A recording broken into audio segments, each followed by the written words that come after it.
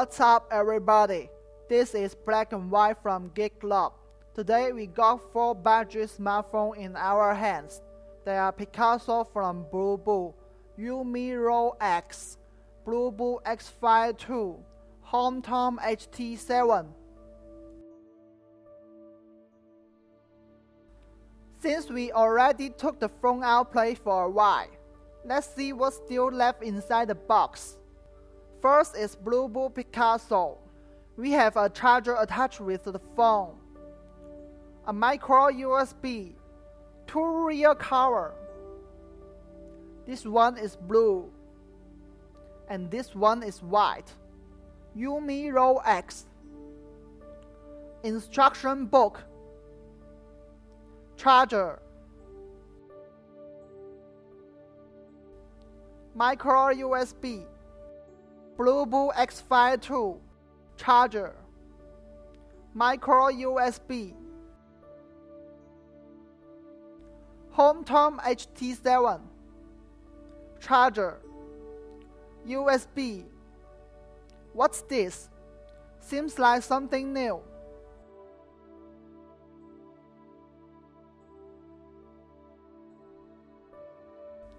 A headphone plug adapter. I don't know what this thing can do, so useless. That's all for the unboxing. Now, before we jump into the next part, I present you guys the most enjoyable moment of this review.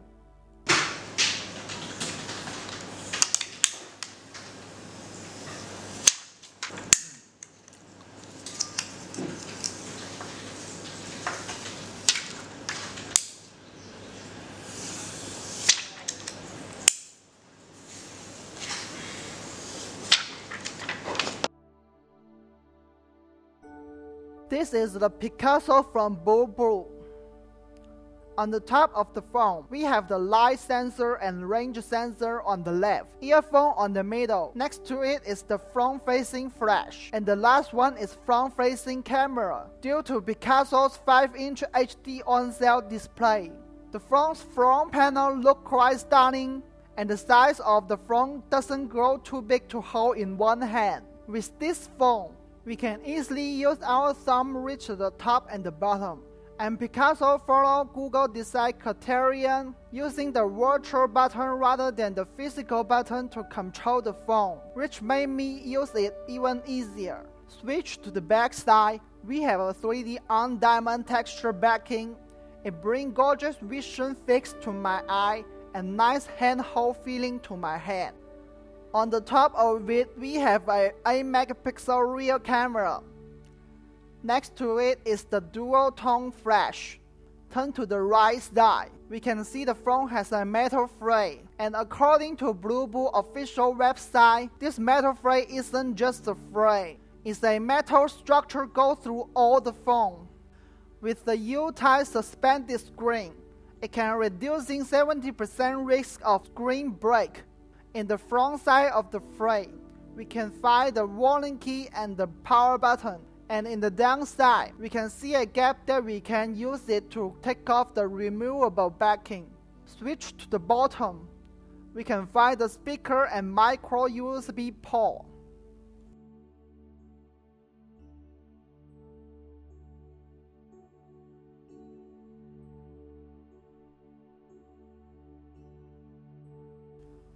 Next one is Yumi Rox.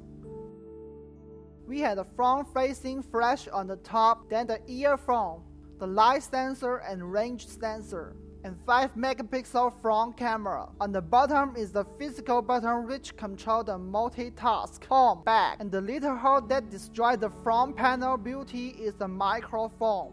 Since this is a 5.5-inch phone, sure we can easily hold it.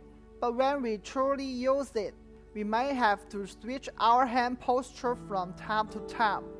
On the back of the phone, we have a 30-megapixel rear camera, a dual-tone flash, and Yumi's logo and other things. Turn to the left side, we have a metal frame on this phone too, but unlike the last one, this metal frame is just a frame, and still unlike the Picasso. This phone's wiring key and power button doesn't locate in the middle of the metal frame. Instead of cut a hole in the back cover and place the button there. I'm guessing the maker is attempt to reduce the costing of making the phone. But this treatment makes the button feel real sharp to the hand and lower the premium feel of the phone.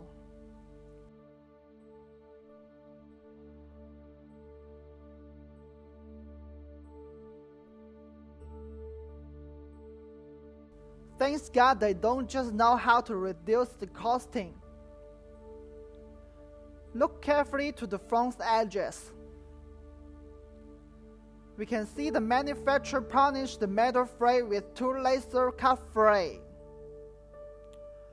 which adds some beauty to the phone.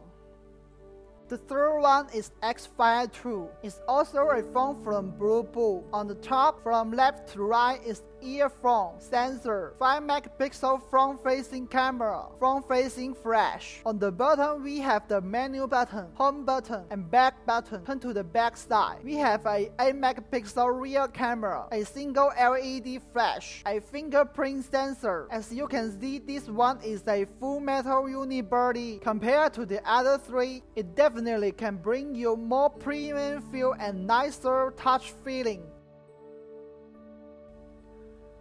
To the left is the SD card and SIM card slot. To the right is the volume key and power button.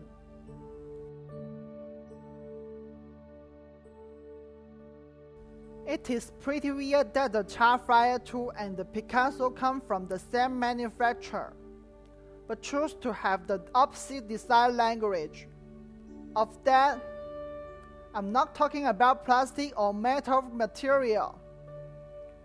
I'm confusing about why they put the wiring key, power button, and back key to the opposite side, and change the multitasking button on the Xfire to menu button. I enjoy what they done to the Picasso, but not so appreciate for what they done to the Xfire 2. What do you guys think?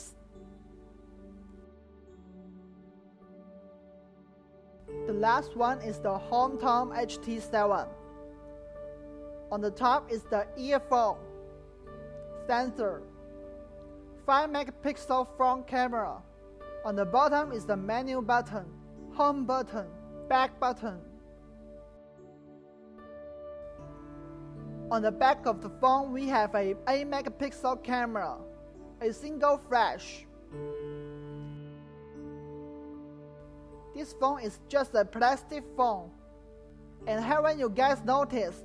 HOMTOM's designer just copied LG V10's design from bottom to the top. And that's not the only thing I dissatisfied with this phone.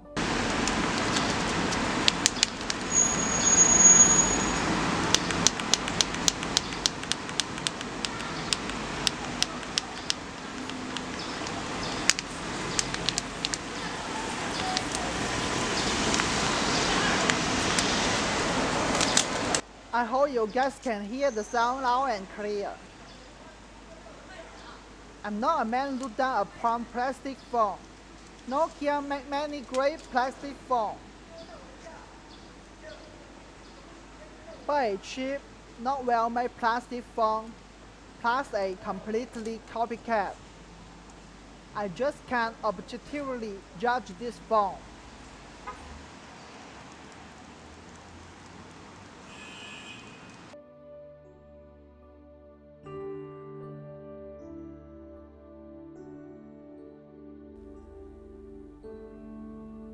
This 4 smartphone all running in Android 5.1 Lollipop.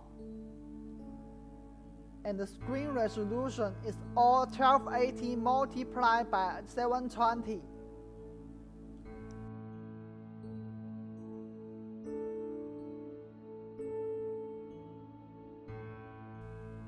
As you can see, this full screen doesn't present the same way. I'm gonna do some screen shooting to let you guys know more about their screen.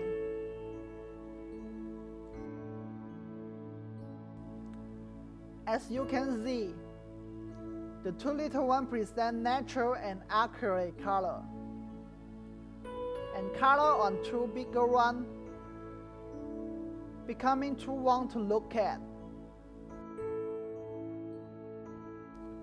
Besides the color, we do a multi-touch test too. Picasso and Xfire 2 can support 5 fingers on ball. Rox and HT7 just can support 2 fingers.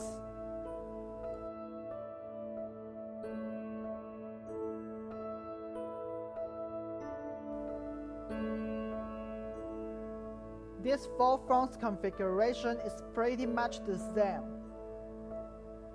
They all packing a MediaTek MT6580 chip inside. The Picasso packing 2GB RAM and 16GB storage. The other 3 is just 1GB RAM and 8GB storage. And Xfire 2 is the only one comes with fingerprint sensor on the back of the phone.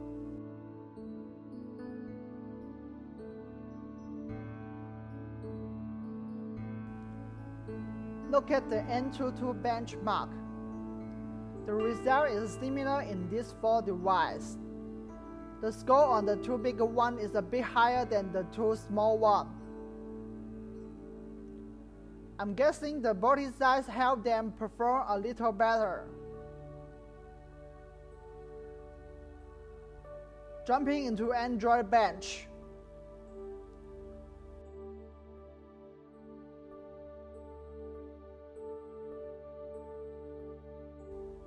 Picasso and Rox score almost twice than Xfire and HT7.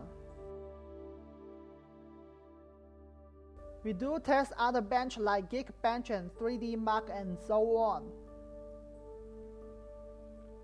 But 1GB RAM just can't support several apps running at the same time, other than the Picasso. The other 3 phones app just crash on the background. And I'm tired of testing similar results. So that's all about benchmark.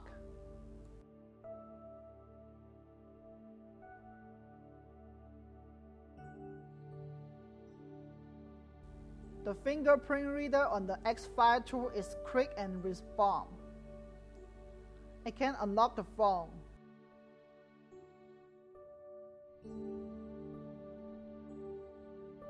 Use it to answer phone calls or take pictures.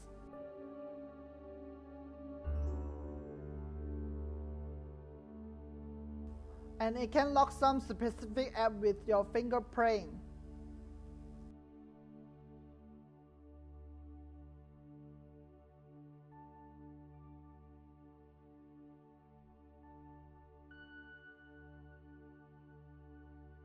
The front camera on the Picasso is 8 megapixels. The other 3 all are 5 megapixels. As we can see, the angle on the Picasso is much wider, and we can find much more detail in the Picasso's picture. Turn to rear camera. The Rox has 30 megapixel camera, so most of the time, Rox beats the other 3 like Picasso did in the front camera, because they just budget phones. So the photo is pretty similar from one to another.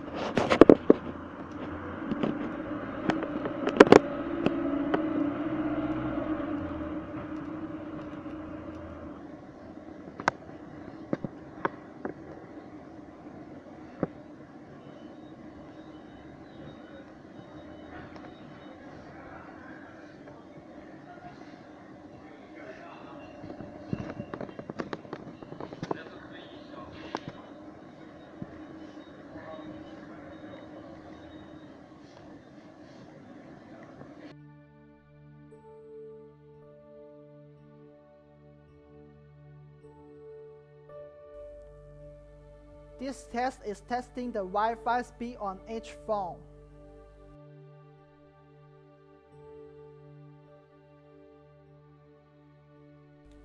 As you can see, Picasso, Xfire 2, HT7 result is similar from one to another. But the Row X seems to have some issue with the Wi-Fi speed. In case this is a just one-time issue, we have tested all the phones for several times. The result of Row X just doesn't satisfy. And this test is testing the speed of searching satellite.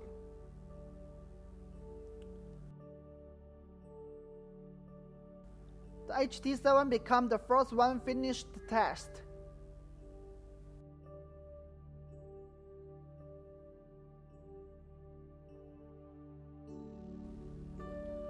The Xfire is the second one. Right next to it is the Picasso. We run this test for 5 minutes, and after the other 3 finish the test, the Row X doesn't seem like can run the test all the way through. To be honest, if 5 minutes still can't pass the test, I don't see the meaning of spend more time on this phone.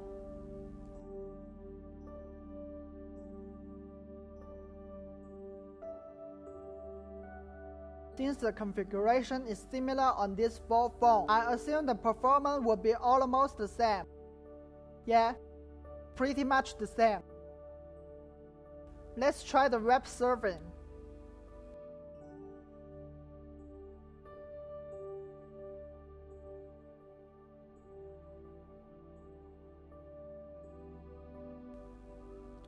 The Row X is the slowest. This result verified the last test that the Row X has a Wi-Fi speed issue.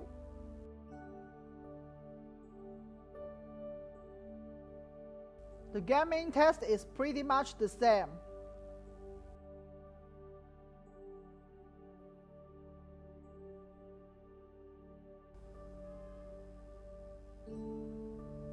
At the end of the comparison, which one becoming your first choice? Personally, I prefer the Picasso, because this budget smartphone does need more RAM to run multitasking well.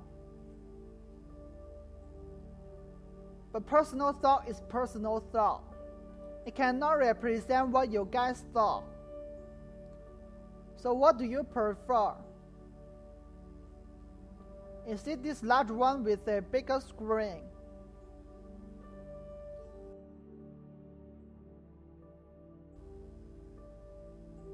Or is this full metal unibody with a fingerprint sensor? Or even this low-level copycat?